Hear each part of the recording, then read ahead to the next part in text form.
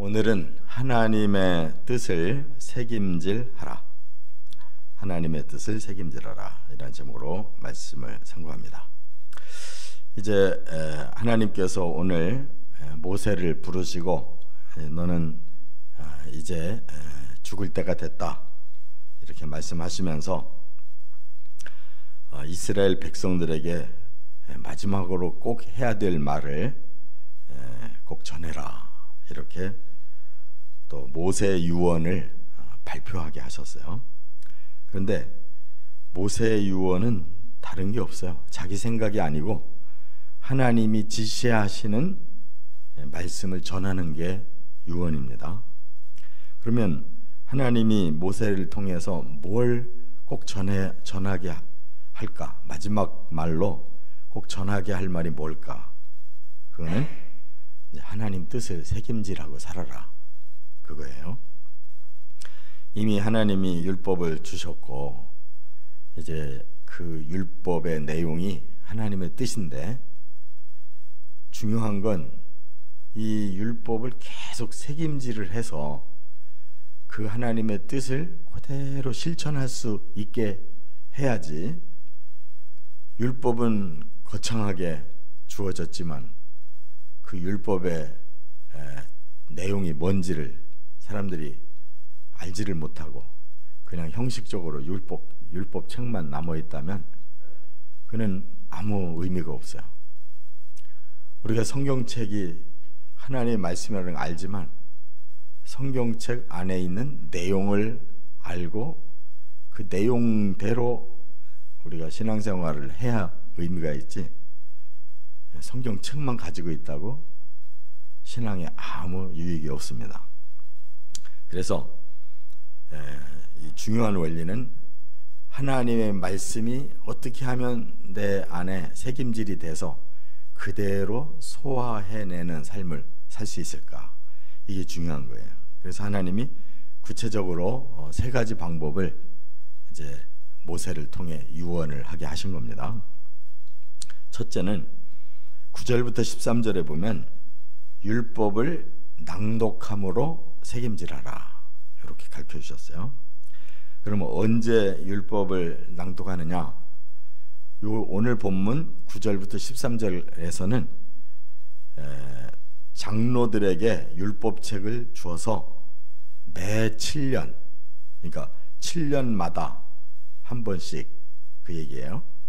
매 7년 면제년, 그러니까 매 7년 면제년, 그러면 7년이 되면은 다시 이렇게 원상 복귀되는 이러한 면제라는 해가 와요. 7년에 한 번씩. 그 해가 되는 끝에 율법을 낭독하는데 그때가 언제냐? 초막절이다 그랬어요. 초막절. 그러니까 우리나라로 말하면 9월, 10월 정도가 되는 요 가을 그 추수절기 끝날에 이제 율법을 낭독해줘라 이렇게 말씀했어요. 그것은 왜 그러냐?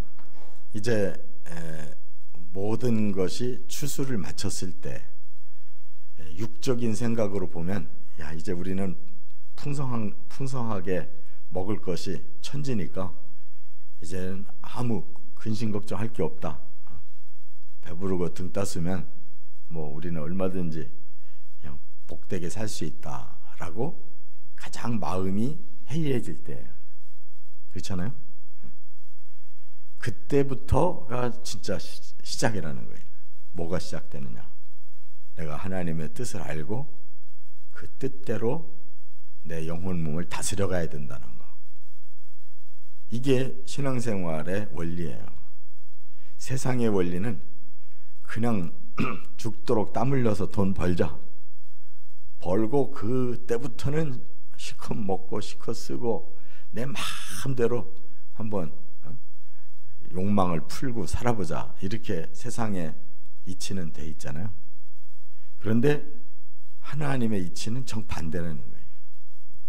오히려 땀 흘리고 열심히 수학을 했다면 그것 때문에 우리 육이 이제 욕망의 그 만족을 위해서 이제 그걸 마구 사용하고 자기 욕망을 푸는데 쓰는 게 아니다. 오히려 하나님 앞에 그 주신 것을 감사하면서도 그렇다면 내가 하나님 앞에 어떻게 살아야 가장 하나님 기뻐하실까? 이렇게 영적인 관점에서 자신들을 추스릴 수 있도록 그때 말씀이 필요하다는 거예요. 그러니까 우리 사람의 생각과 하나님의 생각은 반대입니다. 그렇기 때문에 우리가 하나님께 감사하고 또 우리는 과연 하나님 앞에 이렇게 열매로서 하나님의 곳간에 드려질 수 있을 것인지 더 영적으로 우리 자신을 스스로 다스려 나가는 이런 기회를 삼으라고 이렇게 말씀한 거예요. 그래서 하나님의 말씀은 항상 육이 풀어질 때 영으로 쪼이는 방법이 바로 하나님의 말씀입니다. 사람은 뭐가 좀 형통하고 또 건강하고 그리고 마음이 좀 편안하고 뭔가 이럴 때에 사람은 만족하려고 하는데 그때가 영적으로는 느슨해지기가 쉬운 때. 그렇기 때문에 제7년 면제년의 초막절 그러면 가장 좋은 날인 거예요. 그렇잖아요. 죄도 다 사함받고 또 내가 그동안 잃어버렸던 거 다 되찾고 모든 게 다 회복되는 날인데 육적인 회복만 되면 뭐예요? 육적인 것만 풍성해지면 뭐예요? 영이 타락해 있으면 그 모든 육적인 것도 다 허비하고 잘못 사용하고 그래서 잠깐만 짜릿하고 나면 그 뒤에 후회가 막심하고 괴로움이 들어오는데 그게 무슨 필요가 있어요?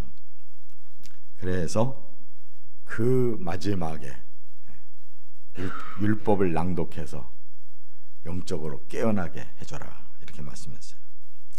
그래서 이 초막절은 예수님의 이 구원 원리로 보면 바로 예수님의 재림 때예요. 그래서 예수님이 이제 너희가 얼마나 하나님의 말씀대로 살고 영적인 열매를 거두었느냐 그것을 보러 내려오시는 거예요. 그래서 우리가 이렇게 하나님 앞에서 열매 맺는 삶을 살았습니다 그러면 그는 거두어 드려지는 거고 자기의 정욕을 위해서만 잔뜩 쌓고 모으고 살았습니다 그러면 그 사람은 심판을 받아야 되는 거예요. 이처럼 성경의 원리는 똑같습니다. 그래서 왜 모세 보고 가는 마당에 좋은 얘기만 하고 가지 왜 이렇게 사람 마음을 찌르는 이런 유언을 하게 할까? 이 땅에서는 잠깐 헤어지는 거지만 하늘나라에서 영원히 다시 만나야 되는데 모세 보고 그 말을 하게 하는 게 중요하잖아요. 죽을 때 좋은 말만 하지 말고 제대로 된 말을 해주고 가야 나중에 천국 가서 만날 거 아니에요. 이와 같이 하나님의 말씀을 새김질하는 것이 신앙생활의 최고의 지름길이라는 거 믿으시 바랍니다. 두 번째는 14절부터 23절에 보면 두 번째 방법은 뭐냐? 노래를 부름으로 새김질하라 그랬어요. 모세 보고 네가 죽기 전에 마지막으로 해야 될 일이 있는데 뭐냐? 노래를 만들으라는 거예요. 그 백성들에게 율법만 낭독시켜가지고는 부족하다는 거예요. 그러니까 그 당시에 율법 책이 막 오늘날처럼 이런 인쇄술이 발달해서 누구든지 성경 몇 권씩 가지고 사는 시대가 아니고 이제 겨우 모세가 율법 책을 한 권 만들어 놓은 거예요. 근데 그 한 권 가지고 그 많은 백성을 어떻게 다 가르치냐고. 그러니까 이 하나님의 방법은 이 말씀을 노래로 풀어서 만들어내는 거예요. 찬양으로. 그래서 네가 노랫말을 써라. 그러면 율법 책의 내용이 얼마나 방대하겠어요. 그걸 가지고 핵심만 추려서 노래 가사를 쭉 쓰라는 거야. 그리고 그것에 운율을 붙여서 백성들이 부르라는 거예요. 우리 기독교가 탁월한 것 중에 하나가 바로 이 찬양이에요. 찬양. 이거는 세상 사람들도 이미 오래 역사 전에 이미 깨우친 거예요. 사람은 노래를 부르며 살아야 된다는 거를. 그래서 어느 나라든지 민요 없는 나라가 없잖아요. 그리고 또 가장 그 사람들이 좋아하는 게 일반 대중들이 부르는 유행가예요. 왜냐하면 사람의 마음에 착착 달라붙게 이렇게 가사도 운율도 있기 때문에 그거를 부르지 말래도 자꾸 부르고 싶은 거예요. 부르다 보면 그 가사가 자기 마음에 항상 살아있어요. 근데 대부분이 어디를 건드냐면 감성을 건드려요. 유행가는. 그래서 뭐 슬프다든지 뭐 괴롭다든지 이런 노래를 부르게 한다고요. 그런데 하나님의 말씀은 영을 살리려고 하는 노래를 부르라는 거예요. 영을 살리는 노래를. 그래서 이제 32장에 가면 모세가 쓴 그 노래가 나와요. 내용이 나온다. 우리가 같이 뭐 그냥 짤막짤막하게 한 게 아니라 긴 문장이에요. 긴 문장. 이 함축한 긴 문장을 남겼는데 그거를 운율을 가지고 계속 부르는 거니까 암송인 거지, 말하자면. 하나님 말씀의 핵심이 암송되는 거예요. 그 운율을 가지고 계속 불러서. 그러니까 결국은 이 노래는 하나님의 뜻을 우리 마음에 새김질할 수 있는 좋은 이 암송법이다, 그거예요. 할렐루야. 그래서 저나 여러분이나 우리가 찬송가를 이렇게 불러보면 우리의 심령이 움직이는 걸 느끼잖아요. 어떤 때 성경 지루하게 읽는 것보다 찬송가 한 장 펼쳐놓고 부르는 게 훨씬 영감이 살아날 때가 있어요. 그만큼 노래라는 거는 사람이 이 운율을 가지고 그 가사를 이렇게 짚을 수 있는 것이 굉장히 효과적이라는 것을 우리가 깨달아야 돼요. 그래서 찬양 많이 해야 되는 겁니다. 그런데 이 말씀을 하시기에 앞서서 모세 보고 네가 죽으면 그 후에 이 나라 부패할 거야. 결국 망할 거야. 이 얘기를 먼저 지금 하고 계시는 앞부분에. 이스라엘의 미래는 뭐냐? 그들은 음란하고 이방신 섬기고 또 가나안 땅에 들어가서 다 물거품 될 거야. 이런 말씀을 지금 모세한테 하고 계시는 거예요. 그러니까 모세가 뭐 좋은 말을 가사에 쓰겠냐고. 경고하는 말을 쓰지. 참 하나님 생각하고 우리 사람 생각 달라요. 죽을 때 기왕이면 좋은 말 해주고 죽어야 되잖아요. 근데 하나님 그렇게 안 하셔요. 모세 너 알아라. 지금까지 네가 수고하긴 했지만 너 죽고 나면 이 사람들 바로 타락할 거야. 이방인들한테 넘어갈 거야. 네 후손들을 망할 거야. 이렇게 지금 얘기하는 거라. 먼 미래를 다 보고 지금 모세한테 말씀하시는 거예요. 그렇기 때문에 미래가 힘든 그 미래를 알면서 모세가 노래를 지을 때 뭐 칭찬을 하겠어요? 축복을 하겠어요? 그것을 직시하도록 노래로 가르치려고 하는 거예요. 그러니까 우리가 항상 보면 뭐 우리 기분 좋으라고 유행가 부르고 뭐 복 달라고 찬송하고 맨 이런 찬송만 신나게 하려고 그러는데 그러지 마세요. 우리 기분 이렇게 업시키려고 찬송하는 거 아니에요. 그러니까 때로는 눈물 흘리게 만드는 찬송이 필요한 거예요. 우리 죄를 정말로 깨닫게 하는 찬송이 필요한 거예요. 믿습니까? 그게 하나님 뜻이에요. 지금 그게 하나님이 모세 보고 쓰라는 노래라고. 그러니까 우리는 성경적인 모든 것이 내용도 방법도 다 하나님 방법이야지 성경적이지 않으면 그거는 유행가가 돼버리는 거예요. 그래서 19절에 그랬어요. 이제 너희는 이 노래를 써서 이스라엘 자손들에게 가르쳐 그들의 입으로 부르게 하여 이 노래로 나를 위하여 이스라엘 자손들에게 증거가 되게 하라 그랬어요. 증거가 되게 하라는 말이 얼마나 무서운 줄 알아요? 이미 내가 이렇게 너희들한테 분명하게 말을 해서 너희들이 나중에 우리 그런 말 못 들었습니다. 그런 말씀 어디 있어요? 이런 말 못하게 증거를 삼겠다는 거예요. 이렇게 하나님의 말씀은 진짜 우리를 살리고 싶어서 하시는 말씀이지 우리한테 듣기 좋으라고 하시는 말씀 없어요. 그래서 우리도 찬양을 고를 때 맨 우리 감정이 좋은 것만 고르지 말라고.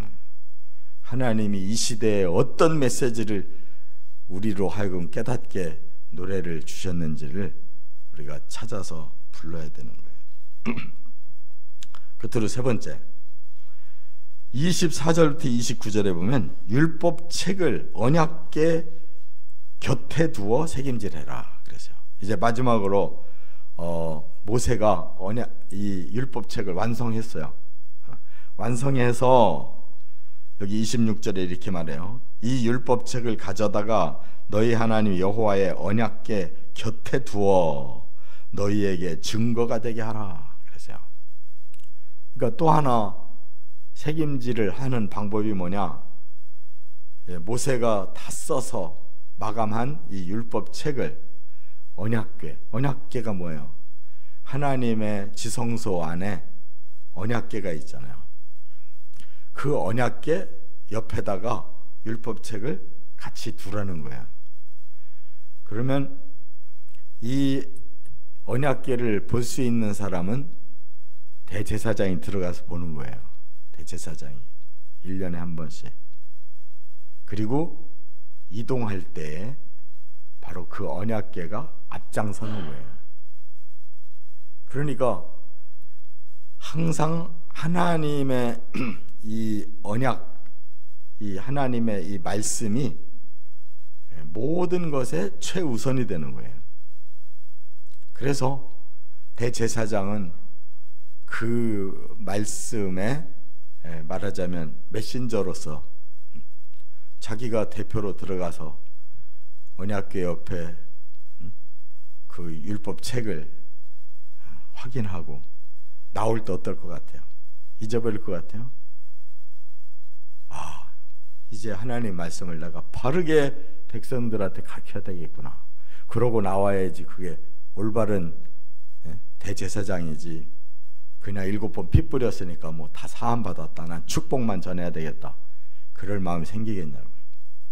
과연 이 언약궤에도 뭐가 들어있냐면 율법판이 들어있는 거예요. 언약궤 옆에도 모세가 다 쓴 그 방대한 책이 옆에 놓여있는 거예요.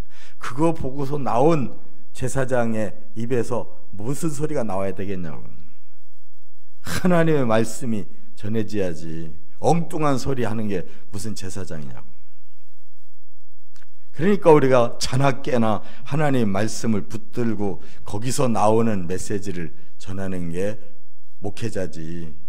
거기서 세상의 삶과 성경을 교묘하게 연결해 가지고 생활 설교하고 축복 설교하고 위안 설교하고, 하나님은 지금 마지막에 주시는 말씀도 경고를 하라는 건데 노래도 경고하고 언약책으로도 경계하고 율법을 낭독해서 경고하라는 건데, 그래서 증거를 삼으라는데 그게 부담스럽다고 안 하면 다 망하는 거예요.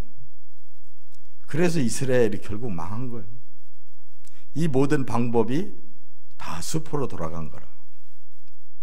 왜? 실천 안 하니까. 그러니까 사무엘 시대에 엘리 대제사장이 그렇게 타락하니까 자식들도 타락하고, 언약궤를 전쟁터에 가지고 가가지고 방패막이로 쓰려고 하니까 그게 망할 수밖에 없잖아요. 이와 같이 28절에도 너희 지파 모든 장로와 관리들을 내 앞에 모으라. 내가 이 말씀을 그들의 귀에 들려주고 그들에게 하늘과 땅을 증거로 삼으리라. 모든 지파의 최고 어른들, 장로들, 그 지파를 주관하고 있는 지도자들 다 불러라.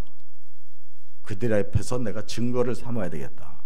그래서 그러니까 지도자들이 썩어버리면 백성은 말할 필요가 없는 거예요. 지도자들의 그런 행위를 보면 그 나라의 미래가 보이는 거라고. 과연 될 건지 안 될 건지가. 좋은 말을 해주는 거를 싫어할 사람이 어디 있어요. 근데 좋은 말만 해줘서는 사람의 이 악이 없어지질 않아요. 반드시 진리로 그 악을 깨뜨려줘야 사람은 선하게 변화가 되는 거고 좋아지는 거예요. 할렐루야. 그래서 오늘 이렇게 율법도 낭독하고 그 율법의 내용을 노래로도 만들어서 부르게 하고, 그리고 항상 대제사장이 눈으로 보이는 이 언약궤 옆에다가 살아있는 율법을 놔서 증거를 삼음으로 대제사장부터 깨어서 말씀을 전하고 순종하게 만들어라는 거예요. 저나 여러분이나 바로 이러한 정신이 다수든 소수든 상관없어요. 하나님은 한 영혼을 똑바르게 변화시켜서 구원시키려고 하는 거지 숫자를 헤아려서 구원시키려고 하는 거 아니에요. 그러니까 우리는 다수가 되든 소수가 되든 상관없이 나는 하나님의 말씀의 그 뜻대로만 내가 책임지라고 그 안에 내가 들어가야 되겠다. 이런 자세로 살아가시기를 주의 이름으로 축원합니다.